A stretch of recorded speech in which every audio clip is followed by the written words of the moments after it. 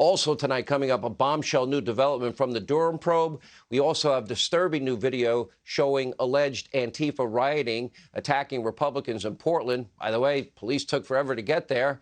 The Biden administration is celebrating a looming food shortage that would force America's farmers to, quote, go green. Really? That's the next inflation? That's the next hike on gas? Now food prices aren't high enough? Anyway, we'll also weigh in on Joe's big weekend in Washington, D.C. By the way, my record is intact. In all the years I've been on radio, 35 years, 26 and a half years at Fox, I've never been to a single White House Correspondents' Dinner, and I did not break that record and show up this weekend, and I never will. I know they don't like me. I don't particularly like them, so let's not play games. Anyway, they did have some fun, good, at our expense. That's also good. And Saturday's White House Correspondents' Dinner will give you an update. Now, we want to introduce you to a not-so-bright MSDNC host who's having a really hard time with coping with Twitter's new ownership. Now, we go to one of their hosts. I don't really know this guy, Mehdi Hassan. His dangerous neo-Nazis are now poised to take over the country, all because Elon Musk bought Twitter. And Elon Musk is saying, stay on Twitter. All my critics, feel free to attack me, because that's what free speech is all about. They're that upset? Take a look. We are living through an unspeakably dangerous moment. The pro-QAnon, pro-neo-Nazi faction of the Republican Party is poised to expand dramatically come the midterms. We're just 2 years away from Donald Trump very possibly re-seizing executive power.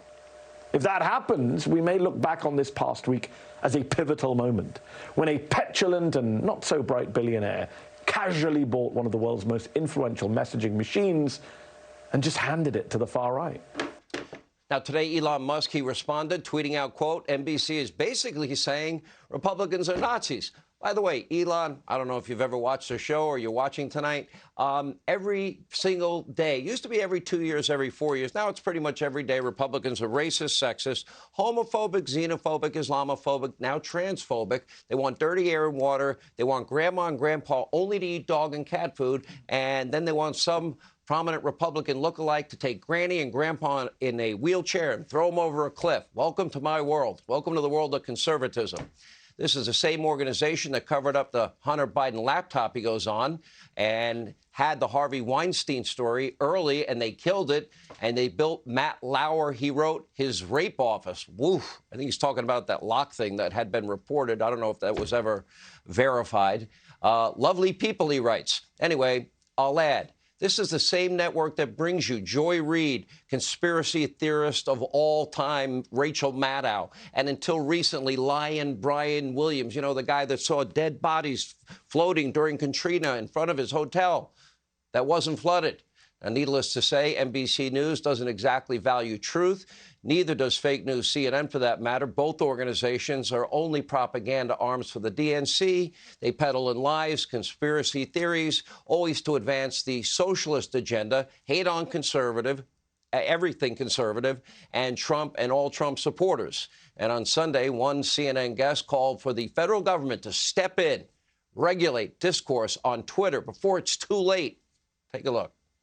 Musk doesn't want it. You know, he's upset with the SEC, how dare they question him? You know what I'm saying? This is dangerous. We can't think anymore in this country. We don't have people, no, I'm serious, we don't have people in Congress who can make regulations that can make it work. I think we can look to the Western countries in Europe for how they are trying to limit it. But you need controls on this. You need regulation. You cannot let these guys control discourse in this country, or we are headed to hell. We are there. Trump opened the gates of hell, and now they're chasing us down. Now, where were these people when Donald Trump, conservatives banned, suspended, canceled, shadow banned? You know, this is the common theme on the left. It's called hypocrisy. Unlike many of my so-called competitors, I've never called for any show or any host or any guest to be canceled or boycotted or censored. I believe in free speech. And if you don't like what they say, I hope you tune them out. Most Americans already are. But according to them, the American people, you can't be trusted. Only big mother government knows right from wrong. For example, while MSDNC and fake news CNN freak out about Elon Musk and free speech on Twitter, all of a sudden, they ignored it all this time. They're all but applauding the Homeland Security Secretary in his announcement or pronouncement of a creepy new disinformation governance board, or as we call it on this show, the Socialist Democrats' Minister of Leftist Truth. Watch this. Here in the U.S., there's been an uproar in recent days about the Department of Homeland Security setting up what they call a disinformation governance board. This has been mostly a Fox World story. It could come up earlier today on CNN State of the Union, but I don't think people know what it is and what it isn't. And there's just been a lot of right-wing uproar without knowing what it is. So. Now, keep in mind the DHS, they were founded after 9/11. We lost nearly 3,000 of our fellow Americans. They were designed to prevent another 9/11, another attack on the homeland. But under Secretary Mayorkas, the department has now turned their focus inward, a complete dereliction of duty, a complete retreat from a post-9/11 world and policies to keep every American and this country safe from terrorists. By the way, how many terrorist encounters did they have at the border? 41? We don't even know. How many people might have snuck in that we don't know about?